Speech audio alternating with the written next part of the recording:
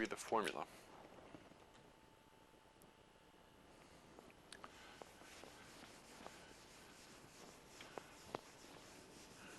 Okay. Number 7. What is the maximum speed of a 34-gram-ounce bouncing on a spring with an amplitude of 3.5 centimeters? Okay. Well, again, this is going to have to, we have to figure this one out here. So maximum speed of a certain object bouncing on a spring with it gives you what the amplitude is. Okay. So what are we going to have to do here? What we're going to have to do is, if you think of a spring could be horizontal or vertical. It doesn't really matter. We'll go ahead and do it vertical here.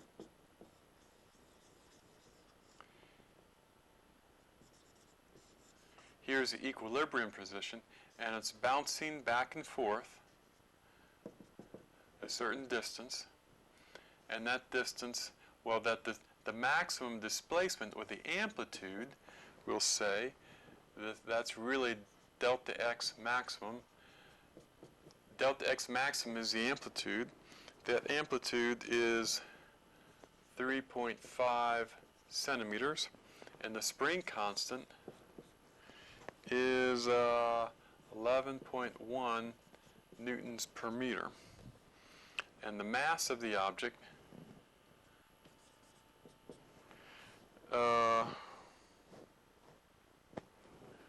is 34 grams.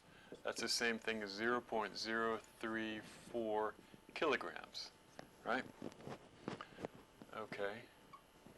So how do we go about finding out what the question is, what is the maximum? What is the maximum speed? Well, first of all, where does the maximum speed occur? When the mass comes down here, the speed here is 0 because it stops and turns direction. So the maximum speed is right here at the equilibrium position. That's exactly where it has all kinetic energy. Okay, over here, at this point, it's all kinetic energy. At this point, at the extremities, it's all potential energy. Okay, so basically, we can calculate the potential energy, which is 1/2 k delta x squared. Okay, and that's and this is really the amplitude. That will be the maximum potential energy. The maximum potential energy at the amplitude. Okay, that's the amplitude from here down to here. And all of that energy gets transferred into kinetic energy in the middle at the equilibrium point, which is 1/2 mv squared. Okay, so we can go ahead, we want to solve for v. And that will actually be, at the equilibrium, that will be v max. So notice the halves cancel out very nicely, and we can divide by m, so we have k over m times a squared equals v squared, or I'll say v max squared. Okay, now we take the square root, and what do we end up with? K over m, square root of that, the square root of a squared is a, equals v max. Okay, so we have a very nice formula here where we say that the v max is equal to the square root of k over m times the amplitude. Okay, so we can go ahead and plug this in. K is 11.1 newtons per meter.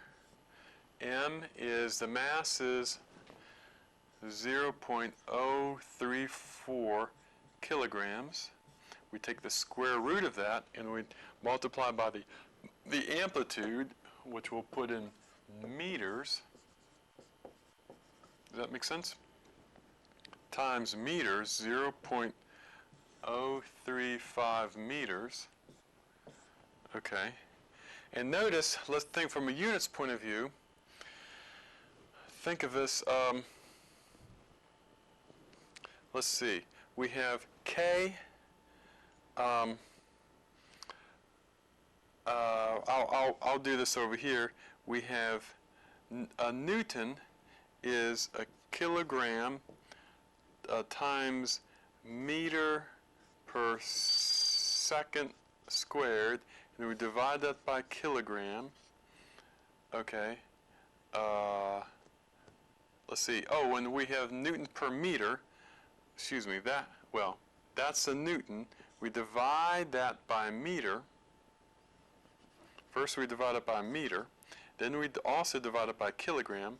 Notice that the meters cancel out, the kilogram cancels out, and we take the square root, and we're left with 1 over second. So from a units point of view, this comes out to be meters times 1 over second, which is a velocity, meter per second. I hope that makes sense. So the velocity, I'll write that up here. Velocity is going to be, the units will be meters per second, as it should, because it's the velocity. And I get, let's see, 11.1 divided by 0.034, and I take the square root and I multiply it by 0.035, and I get, rounded off to two significant figures, 0.63. Oops, this pen is going. Let's see, and that looks about right. At least that's what the book got. 0.063, I'm going to change pens here, 0.063 meters per second. Okay, so that's a very good question of where you can understand the maximum potential energy is all converted to kinetic energy, as all kinetic energy at the equilibrium point, and then you can calculate the maximum velocity. In between here, you have a little bit of some amount of potential energy and some amount of kinetic energy, and so it's a mix of kinetic and potential right in the middle. Okay. Whoops. Excuse me here. All right. Whoops.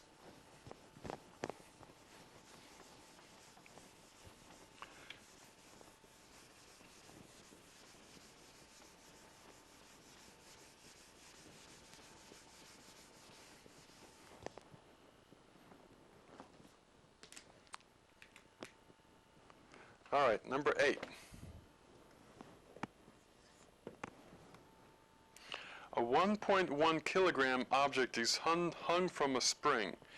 If it is displaced 14.2 centimeters from equilibrium, then released, what will be the speed when it's only 5 centimeters from equilibrium?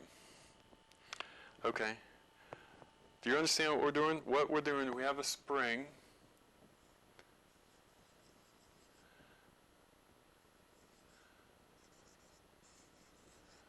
Okay, let's say here's the equilibrium position. It's stretched down to here. Let's see, it's displaced, we'll call this the amplitude. It's displaced 14.2 centimeters. And the question is, when it's displaced 5 centimeters, what is the velocity when it's coming back up? Okay, so we displace it all the way down to here, we let it go, but we want to know what is the velocity at this point right here. Okay, and it gives you the mass. Let's see, the mass, well here, the mass is 1.1 kilograms. And it gives you what the spring constant is, which is nice, 23.4 newtons per meter. Okay, so that's everything we need. So how do we do this? Well, at this point here, You've probably already figured it out. But at this point here, all the energy is all potential energy. All the we hold it. The potential energy at this point here is 1/2 k the amplitude squared. But at this point here, this is not equal. This is the equilibrium position. But at this point here, the total energy here. Remember, this is, we'll call this TE, the total energy.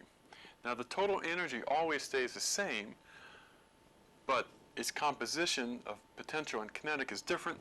So the total energy here is the same as it is here, but here we have a mixture of potential energy and kinetic energy. And we have to figure out how much is in kinetic, because then that's when we can calculate the velocity. So we'll call this, at the first, we'll call this position A, and here position B. Okay? So the potential energy of position A is 1/2 Ka squared. That's position A. And then in position B, the kinetic energy, we have the sum of the potential plus kinetic. The potential is 1/2 K delta X squared. That's where this delta X is 5.0 centimeters. And we have kinetic energy, 1/2 mv squared. And that's the velocity we want to solve. So the full potential energy at the A position is split between some amount of potential and some amount of kinetic. And we can use this equation to solve for what that velocity is. So notice we have this equation.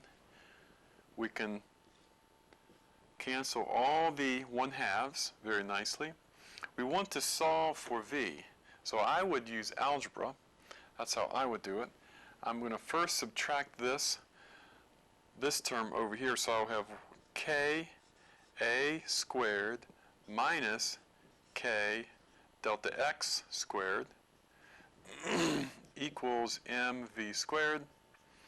Now I'm simply going to divide by, actually I would tend to do this. I would go K times A squared minus delta X squared. I would do that. And then I would divide by m. And that gives me my velocity squared. Or my, let's see, I'm going to come right up here. I hope that isn't too confusing. Or my velocity is really K over m square root of that times also, well, actually, K over m times A squared minus delta X squared, square root of all of that. So it's square root of, hope that's not too confusing, square root of all of this under here. Now, you might say, oh, maybe it's K over m square root of times A minus delta X, because that's the square root. But no, that's not right. Because for this to be true, V squared would have to be K over m times A minus delta X quantity squared. That's not what we have. We have this. And so we cannot say this. Hope that's clear. So let's go ahead and plug these numbers in. K here, we have the square root of K, 23.4 Newton meters, divided by M, 1.1 kilogram, times, A is 14.2 centimeters, which is 0.142 meters. Delta X is 5 centimeters, which is the same as 0.05 meters, right? So we get 0.142 squared minus 0.05 squared, and that's all meters squared. So I hope that's clear. I hope this is right. Let's see what we get. Let's see. Did I type that in right? K over m times a squared minus delta squared. Yeah, I think so. Okay, so I'm going to go ahead and evaluate this first. 0.142 squared minus 0.05 squared, that equals, then I'm going to multiply by 23.4 divided by 1.1, and I'll take the square root, 0.61 meters per second. And that looks right. That looks right. So I hope that's a fun problem to work, those kinds of problems. So those are good. All right, I hope that's clear, and you got that.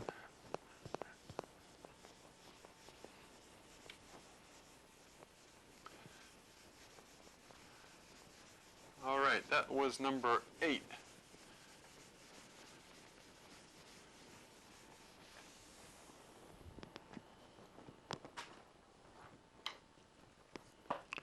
Okay, number 9. Number 9 is what is the period of a 3.98 meter pendulum? Well, the period for a pendulum is, again, something you're just going to have to memorize. The formula is this. So you simply plug L over G, you simply plug 3.98 meters in for the length of the pendulum, and of course the acceleration of gravity is 9.8 meters per second squared. I'm not going to do it. You can plug that in. The answer you should get would be 4.0 seconds. Notice from a units point of view, we have meters per second squared, or square root of. The meters cancel out, and we have, that gives us 1 over second squared. That's the same thing as second squared. Takes the square root of, and we get seconds. So it in fact comes out to seconds, the units do. So I'm just going to let you do that. Okay.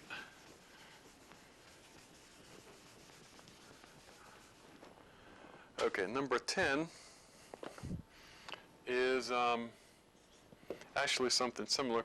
If a pendulum has a period of 3.1 seconds, how long is it? Well, that's simply taking the same formula, 2 pi L over G, and solving. Basically, you measure what the period is. The question is, how long is it? So you simply solve for L. So we take this, I would square both sides, just like we did the other one. Solve for L. Multiply by G, T squared over 4 pi squared equals L. So I would simply plug in the period here of 3.1 seconds. I'd have to square that. And G, 9.8 meters per second squared. And the L should come out to be 2.4 meters. Well, I hope this is clear. And we kind of went through some of those rather quickly, but I hope they're pretty straightforward. Well, we'll talk with you later. Bye.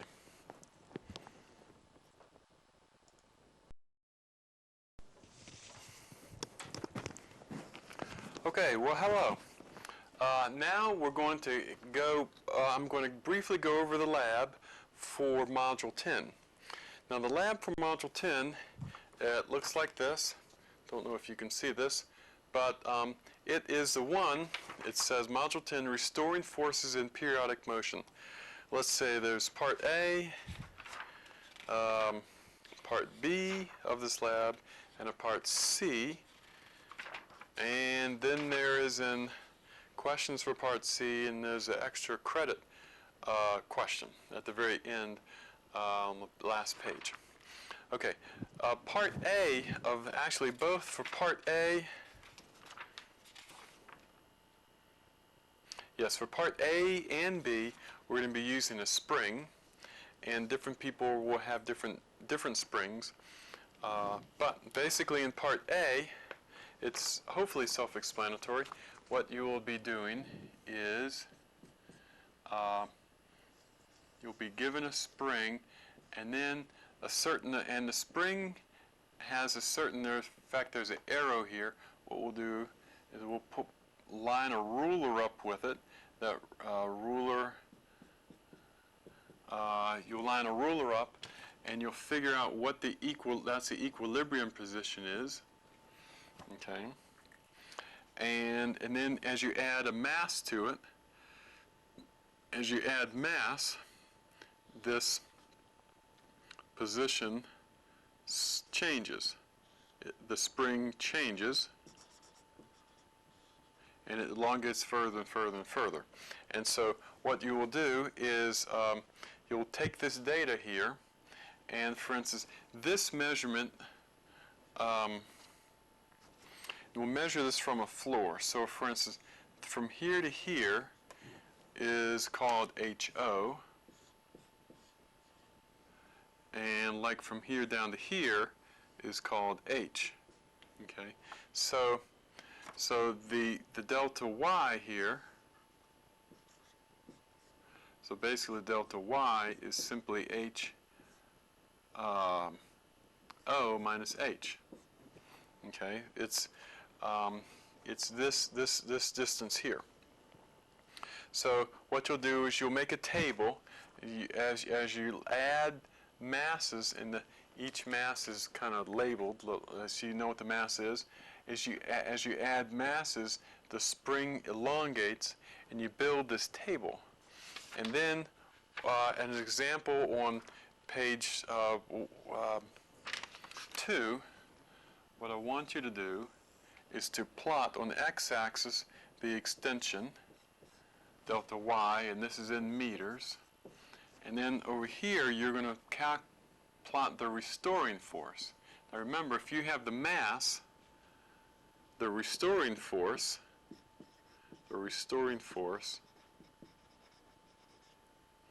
okay, is the same as, is equal and opposite to the weight. So that's basically mg. So you take the mass, multiply it by g, and then you'll get the restoring force. This is the same thing as actually the weight that you're adding. So, and what should happen is that you should plot, and then you take your straight edge and you draw the best fit line for this. Make sure that's straight, perfectly straight, and then you take the slope.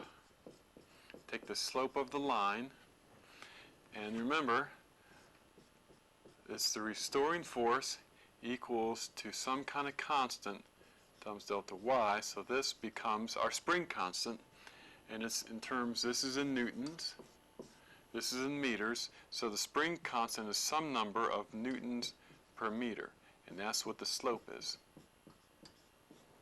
Okay, so that's what you're going to be doing in Part A of this lab. Okay. Now in Part B, in fact, there's a piece of graph paper I'll give you.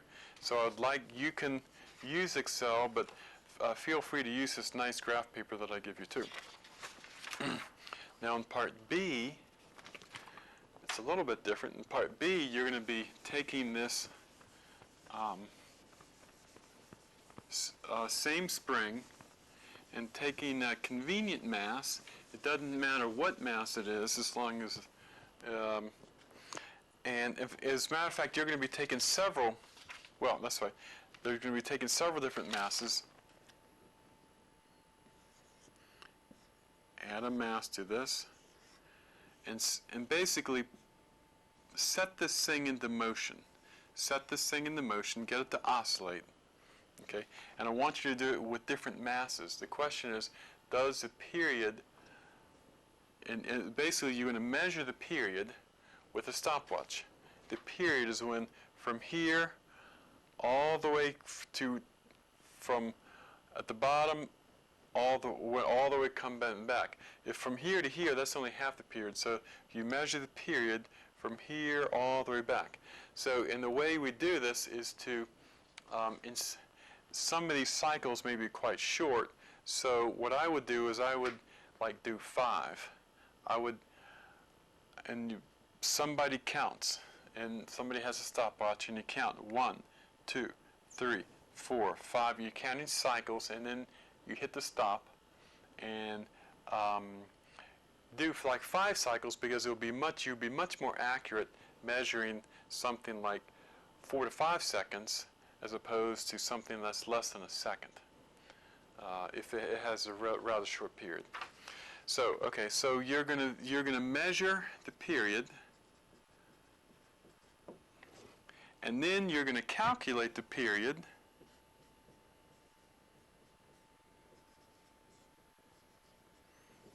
Now, you're going to calculate the period and you're going to compare them. Where do you get the K constant? From what you did back in part A. Okay? That makes sense. You have the mass, the spring constant you've just calculated back in part A from the slope of the curve. Okay? So, that's part B. On to part C. Part C is where you take a pendulum, and in this case it will be a basically a golf ball on a certain length of line, and we're going to simply take it up here, and what I want you to do, I want you to measure this angle. So I want you to start from 10 degrees, 20, all the way up to 70 degrees. So as you start small angles but make it up to a large angle, drop it and measure 5 cycles, and then measure what the period for each cycle is and measure the graph. We have a scale so you can measure the mass of this ball. But in run 1, we're setting the length for 30 centimeters. In run 2, we're setting it for 60 centimeters. And in run 3, we're using a ping pong ball as opposed to a golf ball. Okay, so, and the main question is the period the same, or does it vary with angle or with mass? And so that's what I want you to look at. Okay. Now, there's a question here. There's a question in part, let's see, part C on page 8. There's questions. There's about 4 different questions, and I want you to answer all of these. Question 16, some people, it may be a little bit tricky, but I want you to take a good stab at question 16.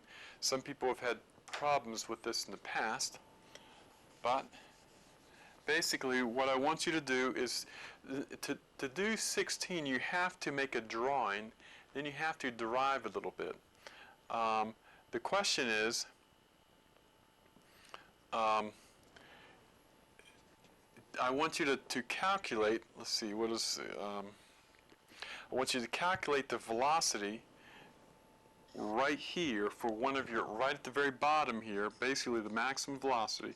I want you to calculate that given a certain condition where you drop this thing from an angle of 70 degrees. Okay?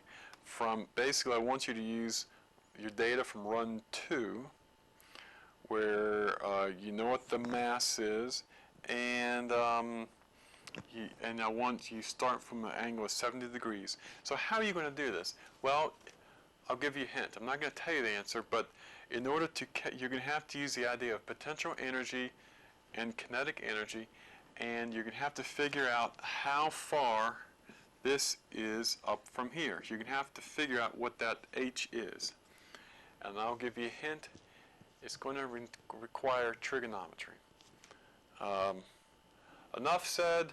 I don't want to give you any more hints, otherwise I'll give it away. Well, I mean, not give it away, but you know, I want you to think about this. You're going to have to use trigonometry in order to figure this one out. Okay. Now on page 9 is the extra credit question, and I hope this makes sense. If there's any questions with this, you can call me or email me. Basically, the extra credit, and I hope you all have the ability to do this, so I hope you all will do it. What I do with you may say, well, if a pendulum for small angles is only approximate, why didn't somebody come up with a much more exact equation for when the angle of the pendulum is larger? Well, actually, they have. And the solution gets rather complicated, but if you look on page 9, you will see a much more exact equation that's valid more for larger angles. Now, is this equation perfect? No, because there's several levels. This level of complexity is certainly more complicated than the equation we have in the book, but this is not even perfectly exact itself. To even get more exact, it involves integrals and calculus, and it's amazing how complex these things can be. But in any case, this is a very good approximation, and it's much better than the simple formula we have. So what I want you to do is to try to use this equation, but remember the angle formula,